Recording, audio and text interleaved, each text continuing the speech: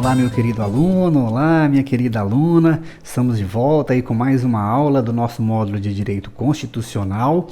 Vamos lá. A nossa aula, essa aula de hoje é sobre família, criança, adolescente, jovem e idoso. Então vamos lá. O artigo 226 da Constituição Federal estabelece uma proteção especial do Estado em relação à família. Esse artigo estabelece que a família é a base de toda a sociedade da República Federativa do Brasil. A Constituição de 1988, meus queridos, ela amplia o conceito de família. Ela, tendo em vista que a Constituição ela reconhece e ela estabelece como entidade familiar a união estável. A união estável, que já era prevista em normas infraconstitucionais, ela é elevada ao âmbito constitucional com reconhecimento expresso da união entre homem e mulher. Eu já falarei isso para vocês, mas com mais detalhes, né? E estabelece ainda que a lei deve facilitar a conversão da união estável em casamento. Essa é uma das grandes novidades da Constituição, esta ampliação do conceito de família, certo? Então vamos lá. Sobre a união estável, o STF, em procedimento de interpretação conforme a Constituição, lembra que nós estudamos sobre o poder constituinte difuso, né? Então, em uma manifestação de poder constituinte difuso, em que o STF ele exclui qualquer interpretação diferente da estabelecida pelo Supremo Tribunal Federal, sobre a união estável, o Supremo Tribunal Federal excluiu qualquer significado do artigo 1723 que impeça o reconhecimento da união estável entre pessoas do mesmo sexo. Então, pessoas do mesmo sexo que constituam união estável devem ser consideradas entidade familiar. Tranquilo? Então, essa é uma decisão do STF. Em razão dessa decisão do STF, eu vou colocar aqui na tela para vocês, nós tivemos a edição da resolução número 175 do Conselho Nacional de Justiça. A resolução número 175 de 2013, ela estabelece o seguinte: é vedada às autoridades competentes a recusa de habilitação, celebração de casamento civil, conversão de união estável em casamento entre pessoas de mesmo sexo. A recusa prevista nesse artigo, no artigo 1º, implicará a imediata comunicação ao respectivo juiz corregedor para as providências cabíveis. Assim, meus queridos, no registro civil de pessoas naturais, não é possível a recusa do procedimento de habilitação para casamento entre pessoas do mesmo sexo. Assim também como não é legítima a recusa de lavratura de escritura de união estável, simplesmente pelo fato de as partes serem pessoas do mesmo sexo. Em razão dessa resolução número 175 de 2013 do CNJ. Tudo bem? Professor, então quais são os requisitos da união estável agora? Nós temos como requisito da união estável, portanto, a convivência mori uxório, que é a convivência como se fossem casados, o affectio maritalis. Professor, o que é affectio maritalis? É o ânimo, é a vontade, o objetivo de constituir família. Um outro requisito da união estável, a publicidade e notoriedade da convivência, a estabilidade e duração prolongada dessa convivência, para não se confundir com o namoro, certo? E também a continuidade. Tudo bem? Mais um requisito, nós veremos isso mais nas aulas de direito civil, mas o último requisito é a inexistência de impedimentos matrimoniais, salvo para os casados e separados de fato, porque o Código Civil permite o reconhecimento da união estável daqueles que são casados, mas separados de fato. Então, nós excluímos do requisito da união estável o que? A diversidade de sexo. Tranquilo? E também para o casamento, em razão dessa decisão do STF e da resolução do CNJ, não é mais requisito para o casamento a diversidade de sexo. A Constituição estabelece também a família monoparental, certo? O que é a família monoparental, professor? É a entidade familiar formada por qualquer dos pais e seus descendentes. Então, se é formada por qualquer dos pais e seus descendentes, a Constituição estabelece, portanto, um conceito de família monoparental. Tranquilo? Seguindo nossos estudos, vamos lá. A Constituição estabelece também que o casamento é civil e que é gratuita a sua celebração. Nós estudamos sobre isso lá na nossa aula de Direito Constitucional Tributário, que esta é uma hipótese de imunidade tributária de taxa. Então, a própria Constituição estabelece uma hipótese de imunidade em relação à taxa, certo? Lembrando, mais uma vez, que esta imunidade não abrange o procedimento de habilitação de casamento. Entretanto, o artigo 67 a 69 da Lei 6015 estabelece uma hipótese de isenção. Isenção do procedimento de casamento, da habilitação, do registro da primeira certidão para aqueles que se declararem pobres nos termos da lei. Tudo bem? Então temos imunidade constitucional em relação à celebração do casamento e isenção, ou seja, norma infraconstitucional, em relação ao procedimento de habilitação, ao registro e também à primeira certidão. Tudo bem? A Constituição da República Federativa do Brasil estabelece que o casamento religioso tem efeito civil. Lembrando que a Constituição Republicana de 1891, ela separou o Estado da Igreja. Ela estabelece um Estado laico, um Estado não confessional. Tranquilo? E nesse sentido, a Constituição de 1891, ela estabeleceu que o casamento era apenas civil.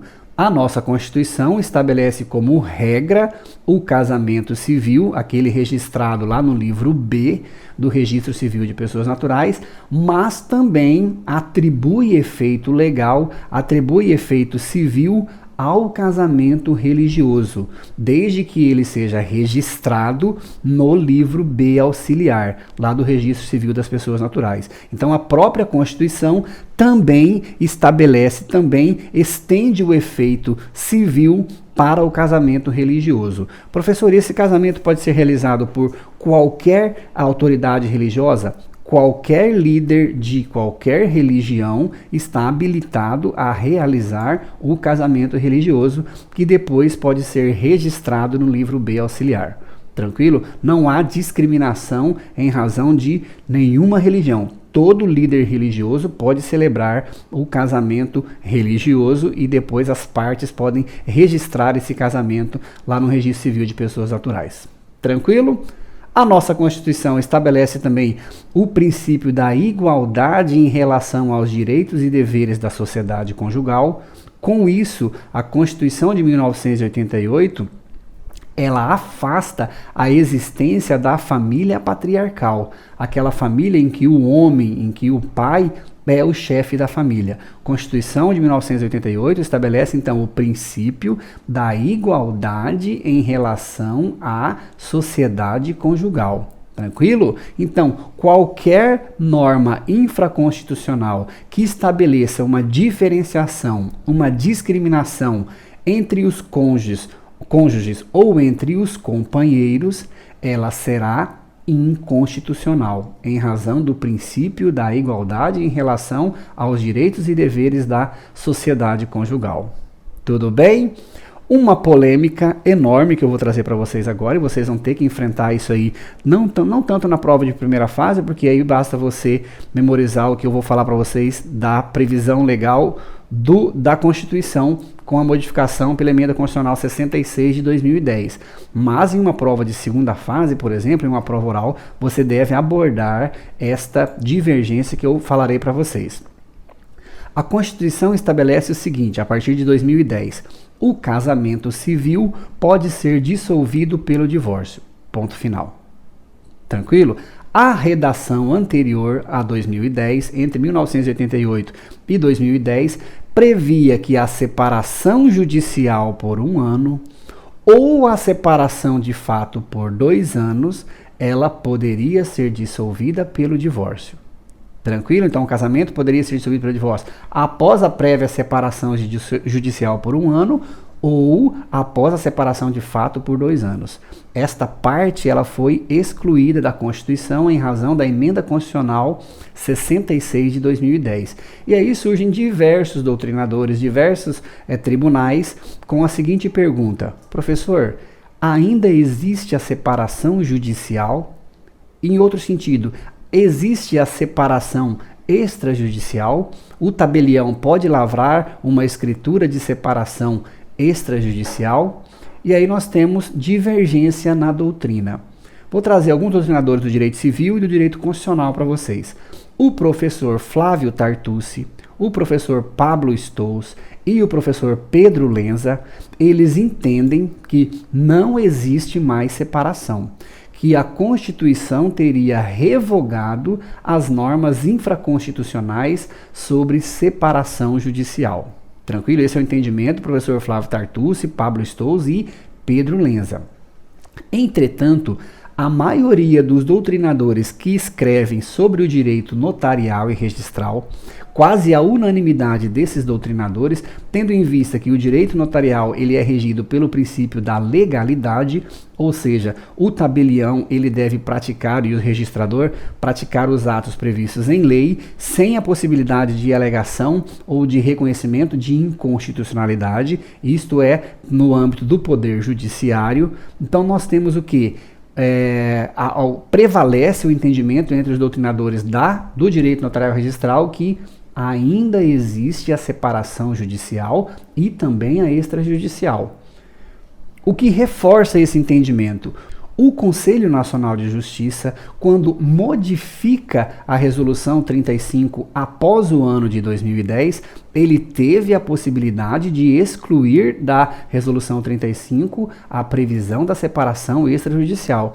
Entretanto, o CNJ manteve o Instituto da Separação Extrajudicial na Resolução 35. Diversos tribunais de justiça, o Tribunal de Justiça do Rio Grande do Sul tem inclusive uma súmula entendendo que existe a separação judicial. Tranquilo? O professor Eupídio Donizete entende que a Constituição não revogou nenhum artigo em relação à separação judicial.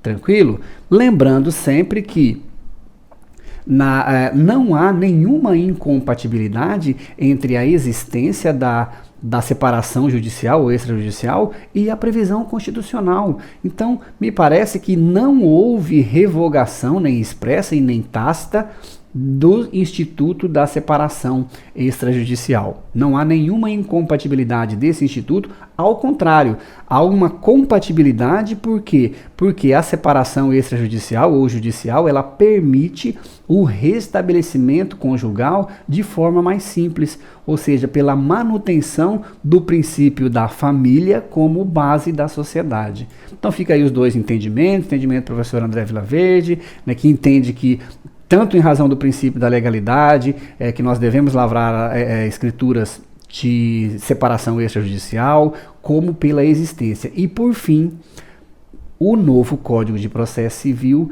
ele previu expressamente a separação judicial e a separação extrajudicial.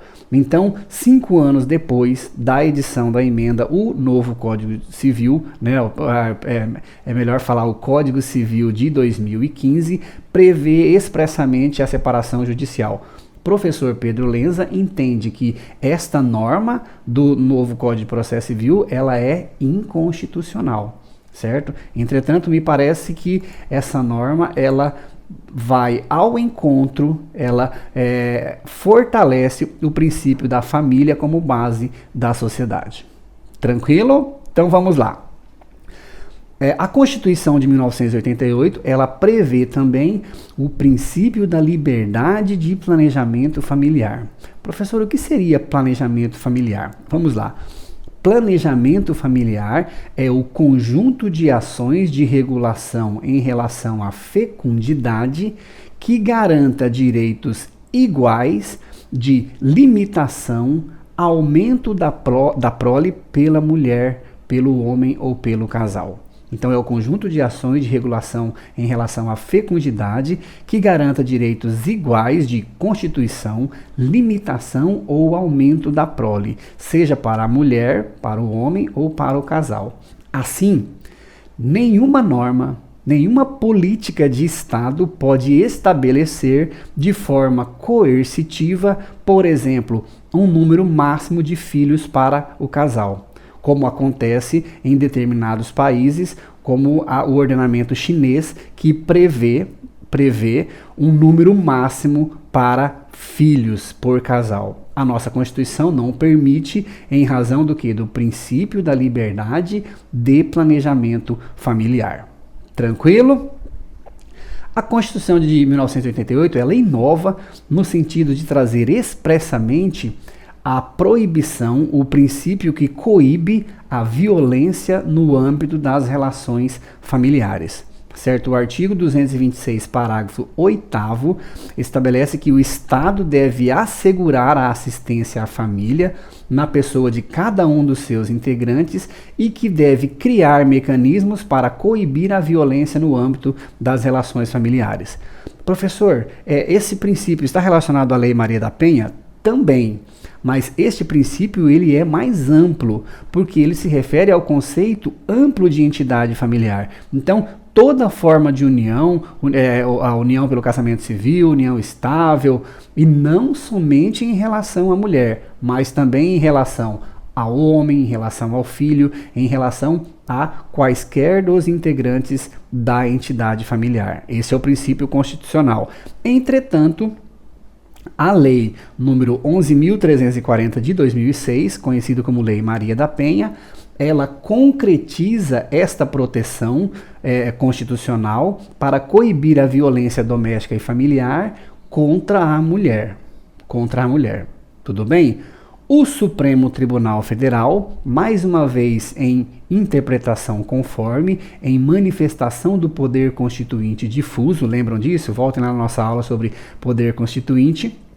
O STF entendeu que o crime de lesão corporal, ainda que leve ou culposa, praticados contra a mulher no âmbito doméstico ou familiar, são de ação penal pública incondicionada. No mesmo sentido, o mesmo STF entendeu que é proporcional, que é legítimo o uso do sexo para critério de diferenciação em razão da eminente vulnerabilidade da mulher no tocante aos constrangimentos físicos, morais e psicológicos sofridos no âmbito privado. Então, o STF entendeu que esta proteção à mulher em relação à Lei Maria da Penha, ela é constitucional e declara ainda que o artigo 41 da Lei 11.340, a Lei Maria da Penha, é constitucional. Professor, o que prevê esse artigo? Esse artigo prevê que os crimes praticados com violência doméstica e familiar contra a mulher, independentemente da pena prevista, nós não aplicaremos o Instituto da Lei 9.099, da Lei do Juizado Especial. Então, fica esses três entendimentos aí do STF, não aplicação da Lei 9.099, constitucionalidade desta proteção somente à mulher, que não é estendida ao homem, certo? Em razão da vulnerabilidade da mulher, e também que todos esses crimes são de ação penal pública incondicionada. Tudo bem? O artigo 227, seguindo no nosso estudo aqui sobre o estudo da família, criança, adolescente, jovem e idoso, ele prevê diversos deveres para a família, para a sociedade e para o Estado, em relação à criança, a adolescentes e ao jovem. O jovem incluído aqui pela redação da Emenda Constitucional 65 de 2010. Mas, professor, você poderia definir para a gente, então, essas diferenças? O que é criança, o que é adolescente, o que é adulto, o que é idoso? Vamos lá. O Estatuto da Criança e Adolescente estabelece que criança é a pessoa até 12 anos de idade, incompletos, porque no dia do aniversário de 12 anos não é mais criança, o indivíduo ele é adolescente. Então, o que seria o adolescente, professor? Pessoa entre 12 anos e 18 anos incompleto. A Emenda Constitucional número 65 nos trouxe a figura do jovem. E o jovem é aquela pessoa com idade entre 15 e 29 anos de idade. Então, jovem, para a nossa legislação, é a pessoa com idade entre 15 e 29 anos de idade incompletos, porque é a partir dos 30 anos de idade, e aí ele é uma pessoa adulta. Tudo bem? Professor, e o idoso? O idoso, essa é a pergunta mais difícil de ser respondida no nosso ordenamento jurídico. Então vamos lá. Para o Estatuto do Idoso, idoso é pessoa a partir dos 60 anos de idade. Para fins de concessão de gratuidade de transporte público, nós já vimos isso também lá na questão da imunidade de taxa, é pessoa a partir de 65 anos. Então, para fins de concessão de gratuidade de transporte público, da imunidade desta taxa, alguns doutrinadores falam que é serviço, que é prestação de serviço, que é preço público, mas isso para nós não interessa agora. O que interessa é que a idade constitucional para fins da concessão desta imunidade é de 65 anos. Para fins de concessão de aposentadoria compulsória no serviço público, nós temos duas idades, 70 anos ou 75 anos, que é a Emenda Constitucional número 85 de 2015. Para fins de aposentadoria voluntária, nós temos que o idoso é, em regra, homem a partir dos 65 anos ou mulher a partir dos 60 anos. Professor, e se for trabalhador rural? Trabalhador rural, para fins de aposentadoria voluntária do regime geral, nós teremos o quê? Homem a partir dos 60 e mulher a partir dos 55.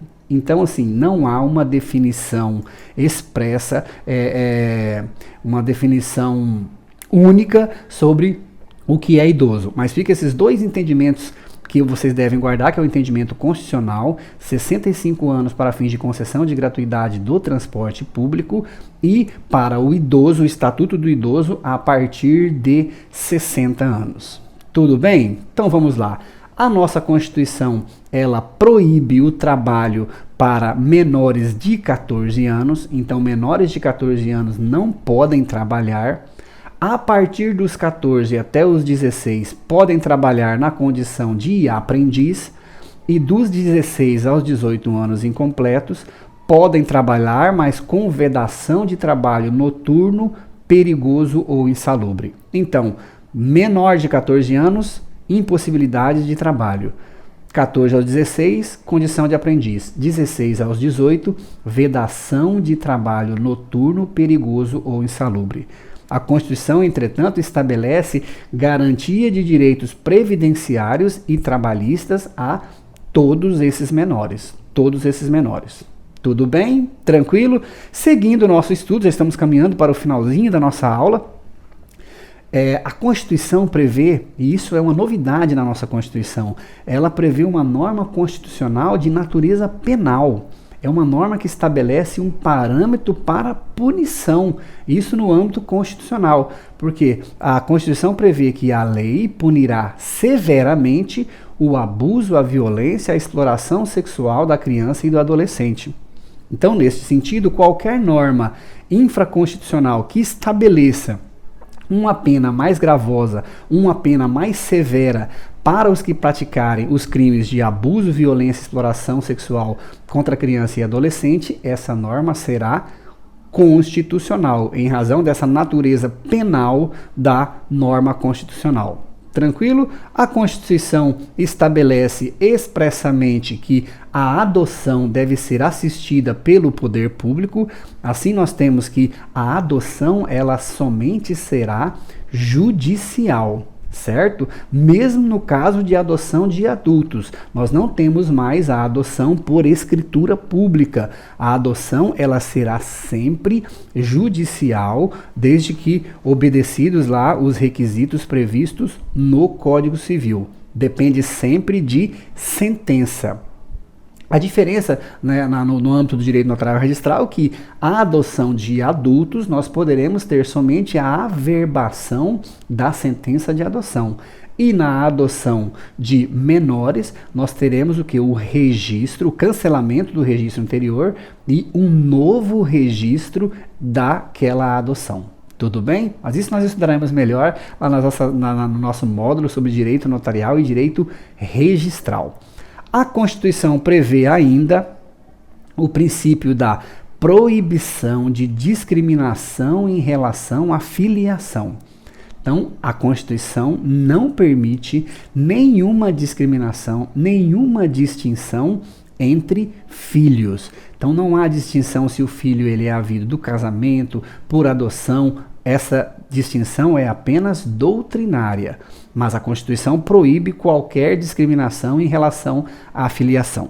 Sobre esse tema, o STF já entendeu. Então, se te perguntarem na prova o entendimento jurisprudencial, o entendimento do STF, o STF entendeu que no caso de sucessão é necessário aplicar a legislação do momento da sucessão. Então, se nós tivermos o falecimento de um filho adotivo na vigência do Código Civil de 1916, nós deveremos aplicar a legislação anterior.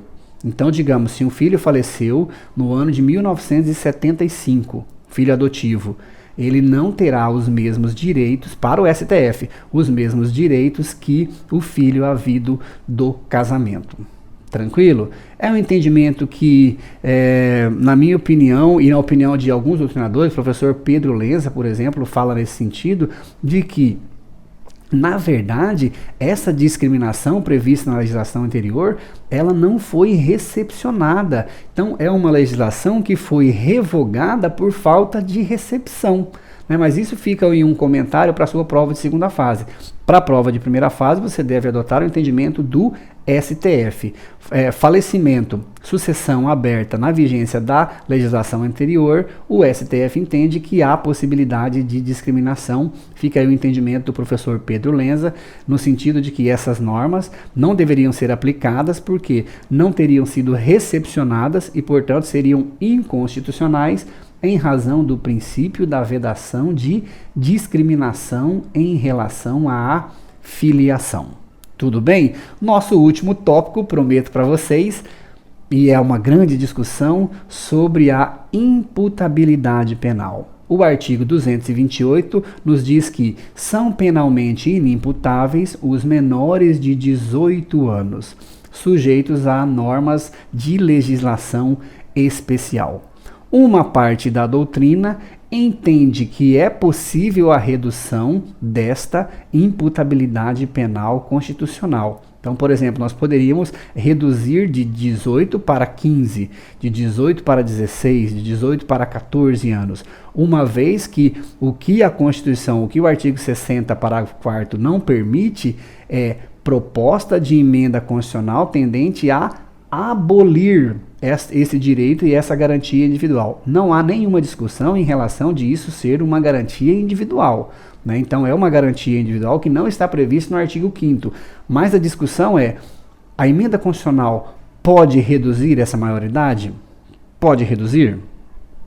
Então, uma parte da doutrina entende que sim, porque esta emenda constitucional ela não seria tendente a abolir essa garantia, mas apenas a reduzir essa garantia. O professor Manuel Gonçalves Ferreira Filho entende, inclusive, que esta esta imputabilidade penal do menor aos 18 anos, ela é incompatível, é incoerente com a previsão de autorização do menor de votar aos 16 anos. Então, a maioridade política é aos 16 anos. Para o professor Manuel Gonçalves Dias, haveria a possibilidade de equiparação dessa maioridade política com a maioridade penal, sem nenhum aspecto de inconstitucionalidade. De outro lado, muitos doutrinadores entendem que o critério biológico, que é a idade de 18 anos adotada pelo poder constituinte originário, ele é compatível com mais de 55% dos países do mundo. Então, a maioria dos países do mundo adota como parâmetro a imputabilidade penal aos 18 anos. Por isso, essa redução constitucional seria desproporcional e seria, sim, tendente a abolir uma garantia fundamental, uma garantia individual. Por quê? Porque você está reduzindo e nós não temos um parâmetro para essa redução. Será que o poder constituinte derivado decorrente poderia estabelecer como parâmetro a idade de 3 anos? De 4 anos? Então, em razão disso, para alguns doutrinadores, não há possibilidade de redução da maioridade penal pelo poder constituinte originário decorrente. Tranquilo? Então vamos lá. Por último, trazer para vocês aqui que a Constituição também prevê, isso é um aspecto constitucional muito interessante, o princípio da solidariedade recíproca. Princípio da solidariedade recíproca. O que é isso, professor? A Constituição, ela autoriza a cobrança compulsória de pensão dos filhos em relação aos pais. Até aí tudo bem, nós já conhecemos. Mas a Constituição vai além, é o princípio da solidariedade recíproca. Ela permite que os pais na velhice, os pais na enfermidade, eles têm direito de cobrar pensão em relação a seus filhos.